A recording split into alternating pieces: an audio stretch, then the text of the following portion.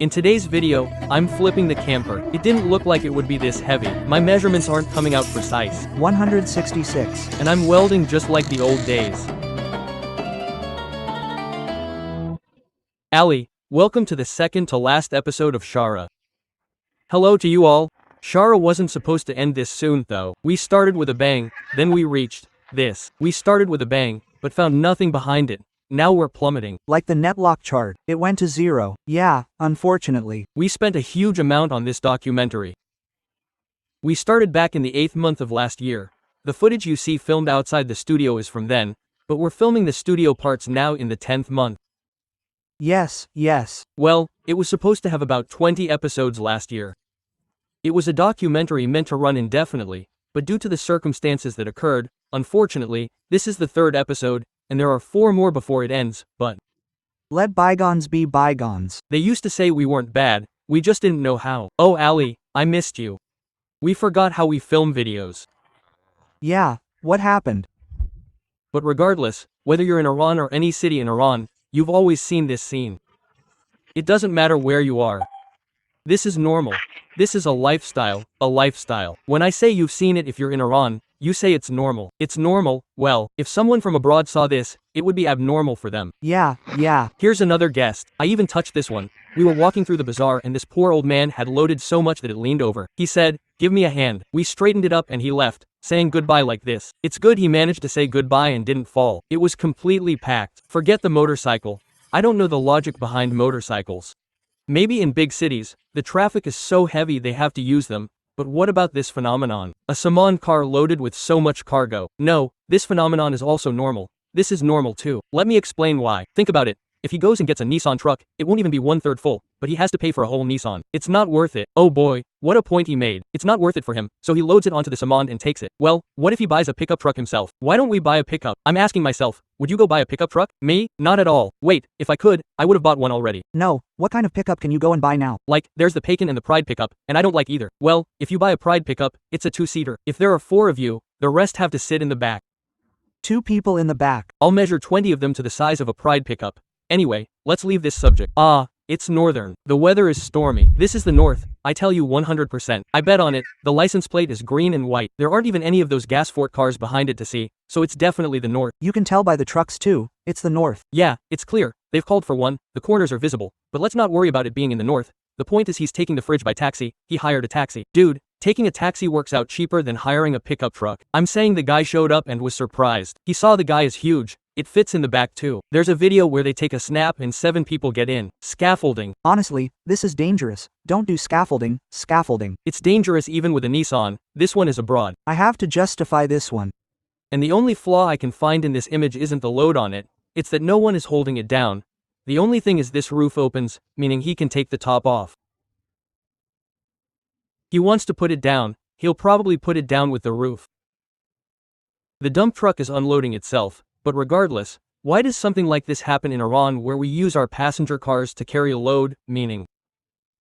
It's cheap. What's cheap? The fact that you carry it yourself, it's basically free. If you call a pickup truck, even if they don't charge you much, they'll take $1 million tomans just to move it. No, they charge more, dude. That price was from when you shot the video outside, now it's become a studio. Yeah, we say they charge you for it when you can just shove it in and go. We've brought a few things ourselves. Let me mention another problem.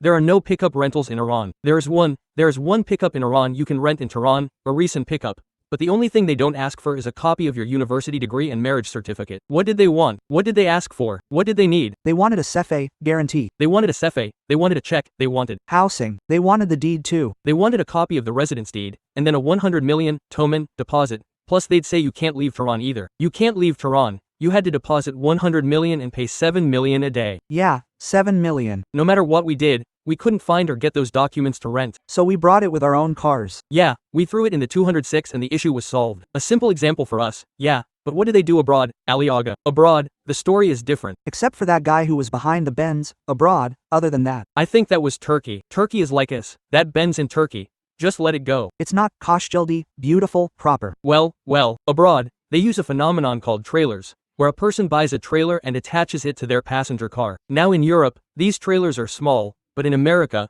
we see that they are different and much cooler. I don't know why this culture never caught on in Iran. It's a very good thing. For example, I checked the price. You can buy this trailer for between 400 to 900 euros. That's expensive. For them, it's cheap, man, 400 euros. They are using them, we don't have them. They have them, but for us, it's expensive. He's right. Someone pays 400 euros, someone else pays 10 euros, loads it, and goes. That's 2 million, he doesn't want to go and pay 400 euros. I'm using these, for example, and the good thing is that you buy the trailer once, and even if you change your car, you've seen all cars have a tow hitch, right? What is that? It's a Dodge Ram. They all have them.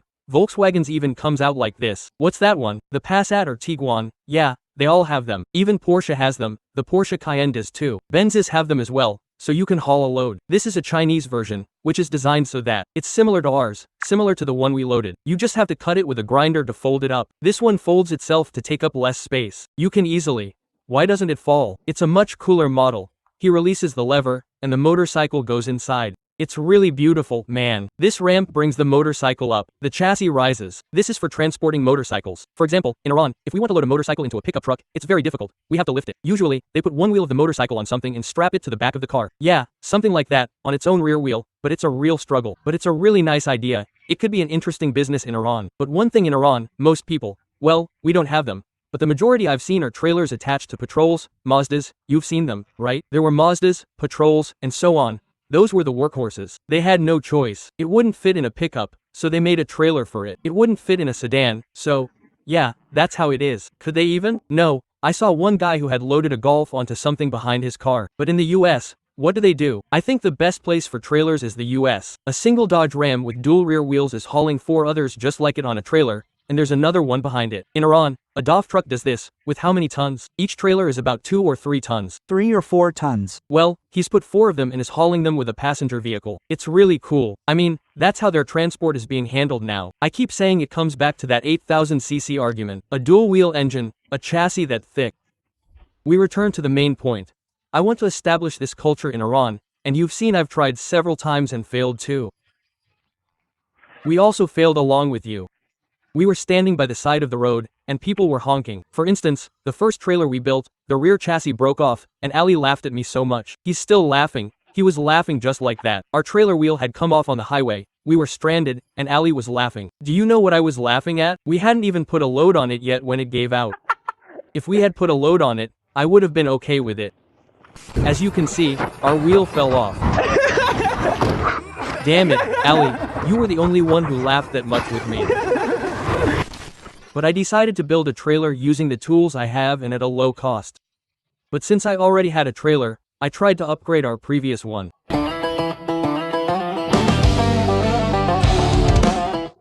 This was my handmade camper, and over time it went through different phases.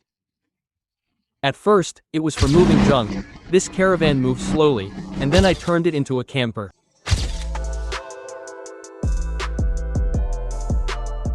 Afterward, it was abandoned because it had many flaws and wasn't standard at all. I want to build a camper now that we can take on the road, one that's safe and standard. The problems it had were that its height was very low, really low, and that was just one issue. Its springs were too soft, the tires would rub against the springs, and when we shifted into reverse, the axle would spread apart, completely destroying its balance and handling. That's why I took action. I bought a used Pride rear axle, the shackles that attach to a Pride chassis. I fabricated the metal brackets that connect to those shackles, and gathered a bunch of nuts and bolts and 2 Pride tires. So now, we're going to change our trailer from a Peugeot wheel hub setup to a Pride axle and wheels. The first thing I had to do was dismantle my previous masterpiece, the handmade rear axle that used Honda shocks and regular nuts and bolts. I unscrewed all the bolts and wanted to drop the axle, but I realized I should have removed the wheel first. I tried to be clever and not take the tire off, but well, the tire came off anyway, and I tossed out the entire handmade rear axle I'd built with the Pacan hubs. Now, one side of the camper has no axle at all. For the right side wheel, I didn't make the same mistake again. I took the tire off first. Nice, it's passing by again now. Then I removed the shock bolts and the axle, and finally, I dropped the whole thing down. Our camper ended up looking like this. It didn't seem like it would be this heavy. It was very difficult work, but eventually, I flipped the whole chassis over and tried to move it with the jack so it would be right in front of me, allowing me to work comfortably. Now that the chassis is ready, I need to assemble our axle with its parts. I attached the plates I made to the original Pride shackles, connected the shackles to the axle, and then placed the entire axle assembly upside down on top. Now, what we have to do is weld the axle exactly where the trailer wheel will be in the middle of this base, so we can maintain the trailer's balance by placing weight on either side. So, I need to find the center here. From here on, it was time to measure and cut the necessary metal, which got me into a bit of a bind. These shackles I bought are angled and don't sit flat on the chassis. We have to use the metal we have and whatever tricks we can come up with to attach this somehow. I've now installed both shackles, and there's a very important point regarding this axle. Now we have found the fore and aft position of the tire and its center relative to the chassis, but have we found the left-right alignment of the axle? We need to cross-check all measurements to ensure it doesn't pull crookedly when hitched to the car and towed. The placement of this axle is very important. The one I am about to weld needs to come a bit further this way. This is from this side. 100. This is 102, it's spot on. 166, this is also 166, perfectly aligned, even the cross measurements are right, meaning it's exactly where it should be. Now I just need to weld it. Once I took the measurements and confirmed the axle position, I tacked it in place. Now that the welding is done, you can see how the axle moves. This is for upward travel and this side is for downward. It hits the chassis here, it hits the chassis, so we need to cut some of this previous chassis. What I mean is, when we put the wheel on, it hits this chassis, it collides right here. We need to cut all of this out to make room for the wheel, and we even have to trim some of the old chassis. Afterward, I got busy making space for the tire in our chassis because our axle was much more compact than the previous one, and some extra parts had to be cut away. Once I cut them and removed everything, I tested one tire to see if it moves up and down, and as you can see, it now allows our tire to move up and down very easily. I have removed the extra part from the chassis on the opposite side, and now it's ready for the next stage. What should we do in the next stage? We have to cut this part of the chassis. That was the chassis for our vehicle. We need to complete the chassis. We should apply the tack welds, and I don't think we have any more work to do underneath. We need to flip it over and install the suspension. Before we do anything else, let me test this one to see. How will this other tire turn out? This comes down, but it needs to come down further. This piece won't allow it, so I have to cut this. It's really awkward here. In short, I re-welded all the places we had cut, and our chassis became firm and solid. We no longer needed the supports underneath. Now I had to remove the jack stands and flip the chassis completely to perform the remaining work from the top. It has become so heavy, a pile of iron plus a pride axle. So, the chassis is now completely flipped and ready for spring installation. That's it for our trailer. Its height has increased, the axle is now attached, and when you look at it from the side, it's very beautiful and nice. But there's one problem, or rather, it's not a problem, it just doesn't have springs. What you see now is held by clamps, and for the suspension to work smoothly on the road and be safe, it needs springs. The shock absorbers that were on it before were for a motorcycle and can only handle a small amount of weight. Here, I decided to replace them with the Pride's own springs and shocks so that I can carry a heavier load with it. So while I go find its original spring, let's head back to the studio. What you saw before was just a piece of iron that, as Ali Aga said, would fall apart every minute, but now it's becoming something I can use to haul dirt, sand, engines, cargo, and it's going to stay with me forever. It's a Pride axle. You put a Pride axle on it. I spent the money. Mashallah, I liked it myself. Ali Aga didn't see the video, he wasn't there. I like the Pride axle. The Pride axle is this axle. How many kilos can a Pride handle? How heavy is a Pride itself? A Pride, by itself. By itself, how many people? 5 people? Even if 5 100-kilo people get in, that's a ton. Half of it falls on the back, so half the load is on the back, about 600 kilos. So it handles 600 kilos. Let me tell you something about my background. We said we're moving tomorrow. No, we didn't say that. We are moving tomorrow, and this is the last studio. I mean, the last video we're filming in this warehouse. Well, there's one more video to film tomorrow. Since we have to hand over this place. Yeah, we have to hand this place over. We packed up the other side and loaded it onto this very trailer you see in the video. A smell of Sadra's stuff came for a moment. But I want to talk about its culture in Iran and its regulations. It's good that we're leaving here soon. There was an explosion sound behind us. No, it's nothing. We talked about its culture in Iran and its regulations. The biggest thing about trailers in Iran is that there are no actual laws for them. For example, can you tow a trailer with a 206 or not? No, see, there's an issue. The rules are subjective. For example, a cop might pull you over, right? Well, because the laws aren't precise, they've become subjective. A cop pulls you over and says, "Sir, what is this? Get out. Why did you attach this in the middle of the highway?" Quote, he might even stop you, while another cop sees it and really likes it. It's beautiful. Good for you. But I went and searched to see what regulations we have in Iran for campers. Like, can I attach this to my car and take this load to the north, or can I only drive it in villages and cities? The first thing the site itself said was that it's not transparent. I mean, the site actually wrote that. It was nice, transparent. I have a question before you explain what's the deal with these hitch things. We'll get there. I'll tell you now what the laws are. The laws that exist, I'm telling you the rules clearly, are that you need a permit. From where? I don't know. Definitely the traffic police, right? Okay, what is this permit like? Is it a license? Do they give you a license plate for your car? Or is it just a piece of paper? Come on. Where should I get it now? Do they give it to me here or do I have to go to Tehran? I don't know. It has to have lights. That's logical. It needs turn signals. Yeah, reverse lights, brake lights. Well, that part is okay. You just install a light for it. It shouldn't cover the car's license plate. Well, meaning you have to move the license plate and stick it on the trailer thing. Yeah, if it covers it, for example, you have to build one to put on the back. This is also used on semi-trucks. For instance, this belongs to that. I feel like it's from there. Its width shouldn't be more, meaning it shouldn't stick out from your car. Okay, it should have a safety chain. That was nice. Meaning if the hook breaks off, there's another chain that pulls it so it doesn't get thrown into the middle of the highway. Aha. Well, keep an eye on it. If it breaks, it falls onto the chain, so it drags along and only damages your car and doesn't hurt anyone else. But the questions I have now are, what should its height be? What weight can I carry? Can I take it on the Chalice Road or only on the highway? Can I even go on the highway at all? What should the hook diameter be? How much load can I carry with a 26-inch wheel? Should it be a double or single wheel? Can I carry the main one with this 26-inch wheel, or not? I don't know. Unfortunately, we don't have it. Then it becomes what you said, a matter of preference. Yes, preference. Look, there's a discussion here. I want to tell you something.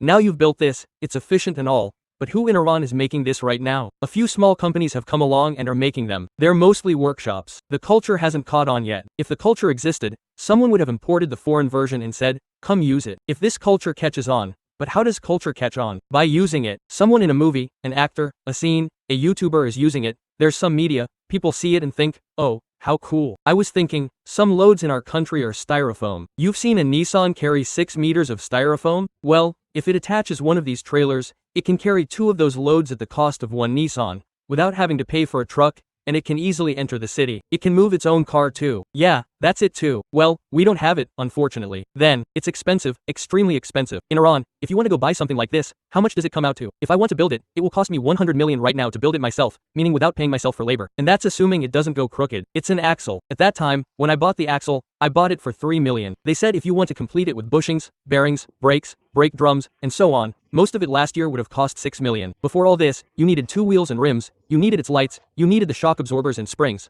This would have been 15 minus 20 million. Well, you needed 15 to 20 million for iron, and a standard hook you want to buy costs 2 or 3 million, that same thing that attaches. It attaches and locks. You have to put iron on the floor. The iron itself is easily 2 or 3 million. Now, I say 100 million. Last year you could build it for 50 million. Well, a company comes along and adds 50 million on top of it. They have to make a profit, right? That's it too. So, the person is forced to load it into their car again. Man, 200 million. Well, what if for a year I come and build this and rent it to you for 1 million a day? I like that. It's over. So I can, oh man, what an idea. Dude, let's build 3 or 4 of these, rent them out, and we can sell the coke too. This one too. So, you do give credit to that guy who wanted your ID copy and everything when he was giving you the car. Man, this is just a trailer. Well, what if the guy takes it and tears it apart? Then what? Give a promissory note worth the vehicle's value. Where are you going to find the guy? Sir, if he's not found, execute the promissory note. I give that guy credit for doing that. He was protecting his car. Guys, if you rent a vehicle or equipment, bring it back so things like this don't happen. Sure. Okay. So what did you end up doing? Did you get Pride springs and put them on? To reduce my stress and risk on the road so nothing happens and there's no danger, I tried to make the axle I'm assembling Pride-based, along with the springs and shocks. At least it's a standard axle and hook. Meaning, if anything happens now, it's only because of the metal, the welding. I'm saying it's good. But anyway, what I did was, I went and logically bought a used Pride spring and shock absorber set, and let's see what happened. These go right here. This goes down here and connects to the axle, and the good thing is that we just hold it down with one bolt. Now, the top part remains, which I made a move on yesterday. I jacked up all 4 sides so the chassis would lift, and when I want to place the spring, the left and right sides of the chassis won't be crooked, and I got busy figuring out how to weld these springs to the body. It's very lucky that this bar here is in the perfect spot for our chassis, meaning, if I weld this 5mm plate I cut here, it's done. We put the spring underneath, take it off the stands, and the height from the wheel to the ground, the bottom of our trailer to the ground, is about 40 centimeters. Once a little weight is added, it becomes about 35 to 38 centimeters, which is a perfect height. It won't get stuck anywhere because the long chassis might bottom out. So, the first thing I'm doing is welding this plate here. What I did was weld the first plate I had onto the right side of the body and added 2 small gussets to increase its strength. In this state, there were no springs at all, so I could easily find our center point, and in the end, when it was welded, it looked like this. Now, if the welds are strong, it can handle all the pressure. I have to work with this old one. The CO2 welder's gas ran out. If you get CO2 gas, how long does it last? Oh, good old electric welding brings back memories. Exactly like the right side, it's the left side's turn. The shock absorbers are installed. I tightened the bolt, placed the top part of our heavy sheet metal square, and welded the 2 gussets that needed to be reinforced into place. In the end, this one turned out like this. Now we just need to strengthen the welds. Until now, the axle was held by this clamp. Now I have to remove the clamp, and the entire shock absorber assembly will come off. Look, you see the spring is coming down. Okay, that's out. Well, we'll put the springs in. Now here, I have to lift the axle again to get it through this hole. It's so hot. Putting it in was very difficult because I had to lift the axle while also guiding the shock absorber shaft into the hole in the plate I had made. It's all done exactly like the right side axle. I opened the left axle first so I could take out the shock absorber, put the spring inside, brought the axle up, and tightened the shock bolt. Now our whole trailer is connected via its own springs and shocks. We just need to lower it from the jack stand. The moment of truth has arrived. I jacked up the chassis and removed the stands, and here you can clearly see the spring is under pressure, and the axle is standing up and performing well on its own springs. Wow, I think you've also been waiting for this exact moment for me to go on top of it and see how soft it is. It's making a sound, something is stuck somewhere. It's working on this side. I didn't take those wooden blocks out from underneath it, guys. Alright, one more time. It still has that problem of hitting the bottom. It's much softer than I thought it would be. I mean, I felt it would be much stiffer. It just seems to bottom out in one spot. Not on this side, but that side is hitting the bottom. It gets stuck somewhere. But it's okay, it turned out very good and unique. I thought it might be stiff, but no. But if you look, to go test it, we need something. That hook in the front is missing. There has to be something in the front called a hook to attach to the car in a standard way so we can tow it. A problem all these things, these hitches, have is that they don't sit straight and level behind every car. They are either tilted like this or like that. Because of this, I previously designed a system on my other camper that levels it relative to your car. You can level your trailer. Now what we have to do is cut this entire assembly I made from here and weld it to the other one. What I did was cut the red hook from the previous camper and gifted it to our new one. Well, this should fit right here. Exactly right here. Now our challenge was to remove the excess iron from this camper of ours so we could place the hook in its spot. The point was that it had to be positioned exactly right so our trailer wouldn't be towed crooked, and I tried to find the exact spot for the hook. It's very correct, it's correct. Now it's exactly in the middle. I just have to weld it. I need to strengthen its welds. Now that the welding is finished, there's a bolt here. This is a very, very important bolt, and you could say one of the most significant pressures is on this exact bolt. When you take this bolt out, the lever like this doesn't move freely because it hits this piece of iron. Basically, this should have come up and rotated, but I didn't calculate for that. You end up hitting this iron piece. By moving this up and down, we can determine the parallelism of the trailer bed relative to the car. It goes up and down with this crank, but unfortunately, it got stuck on this because I wasn't paying attention. The extra parts were removed, and now it moves like this. Look at the height I can give it. After it's attached to the car and the height is adjusted, we tighten the nuts and bolts, and it supports the weight. Well, this is how it ended up. I did a few other things to it, but I didn't record them. For example, I added this rod. I tightened the bolts for the shocks and springs, reinforced the welds on the front, and now the only thing left is to take it out and test it. Anyway, we finally opened the garage door to take it out and hook it to the car to run the first test. Now that we've hooked our trailer to the 26, we have to adjust it based on this 26.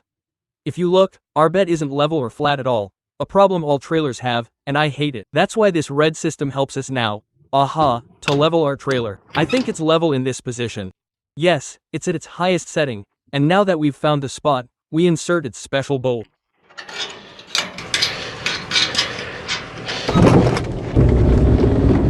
Usually, the trailer shouldn't make any sound. I meant to say it shouldn't transmit noise to the car cabin, and at that exact moment, it made a clunk. Now I'm looking in the mirrors, and it doesn't seem to be leaning. Our goal was for it not to tilt to one side. We'll also do a bit of a bumpy road test. So far, it's smooth. Alright, now let's go a bit faster. There are some rough bumps here. I have to hit them to see. Oh, how smooth. No sound is coming into the cabin, look. Awesome guys, even though it's empty, like, there's no load on it, it's smooth. It could have been stiff, you know what I mean. It makes very little noise. That sound was fixed with its own adjustment bowl. And that's it for our DIY trailer, which performed well and, unlike the other one I built, its welds didn't break or come off on the way. Let Ali laugh now. Another thing we need to do for it is to build a body, but for this video, that's enough. Let's head back to the studio. We're back in the studio. What a thing we built. Smooth and silent. It really didn't transmit any noise to the car cabin. I mean, if you were in this car for 3 minutes with the 26, you wouldn't even feel like there was something behind you. No pressure, nothing. Now you're going. Sound of a broken weld. Scrap metal. No, I'm saying, I wasn't really sure, but hopefully, it's sturdy. We'll find out tomorrow, but what a business idea we've reached. Especially now that we're unemployed and broke. That we can build 5 or 6 of these trailers and rent them out. We can rent it out for 1 toman a day. No, 1 toman won't even cover the tires. Let's rent it out without tires. Let's rent it out on bricks. Yeah, exactly man. If you want to take it, bring 2 tires. The tires are on you, buddy. It's fine now, but if there were 4 tires instead of 2, what would you do? But if it were me, you know what I'd do? I'd build a culture around it. Of course, it's too late now and the internet is down, but I would have built 5 of these, rented them out through apps, and sold hitches too. I'd make a hitch for every car. Yeah, that's cool too. For every car. Then you know how widespread it would become. Imagine if there were 10 of these in a city. Everyone would see them and say, how cool, let me go get one. You'd put a license plate on it with a phone number for rentals. Man, it's so good. Like, a pickup truck takes 2 million tomans just to move a load from here to the city. If I rent this out, I charge 2 million. How many loads can it move in 24 hours? It's attached to their car anyway. They could move an entire house with it. There's one more issue, though. It's a double-edged sword. The police could show up suddenly and tell you to pack it up. If there were transparent laws, this would happen much more easily and, in my opinion, it would be a huge help to household economies. People who are living their normal lives and want to move a load themselves or have a small workshop. And you know, there's another story you could pull off. You can build a lot of things. You could even set up a mobile shop, go stand at a square, and sell stuff. We forgot that many of these shops have come up recently, though in our city, for instance, a few people tried and they didn't get permits. But in Rasht, I've seen it a lot, friend. One in Rasht, one in Tehran or Karaj. I've seen it a lot, they come and start selling, like, falafel. No, it's not transparent in my opinion. Falafel, this and that. Because here, someone came to our city and they impounded his vehicle. He set it up in a park, he had the park permit, but he couldn't drive it on the street. But in other cities, it exists. I don't know, even that, I think it's still subjective. Laws should be, like, state-based or province-based. For example, Isfahan province should have its own laws. It's over and done with. I want to wrap up the video by saying how much difference there is in how laws are applied subjectively. Like in Isfahan, all the girls have motorcycles and ride them, while it's unauthorized in other cities. It's become very common in Tehran and Karaj recently too, but it's most common in Isfahan. 80% of the motorcyclists are girls. I don't know, the law seems different there. They don't really bother them anymore. Anyway, let's see if this works or not. This load needs to be taken tomorrow. You will see the video of this in the future, if we... The video will be in the trailer. I have the video here in the carton. I know this. It will be in the intro or the trailer, in today's video. It broke a lot. Ali is loading it up. I hope it works. That was the 3rd episode of Shara. The next part that comes out is the final episode, and I've saved the best part for last right here on this channel. I'll see you next week with the final episode of Shara. I love you all.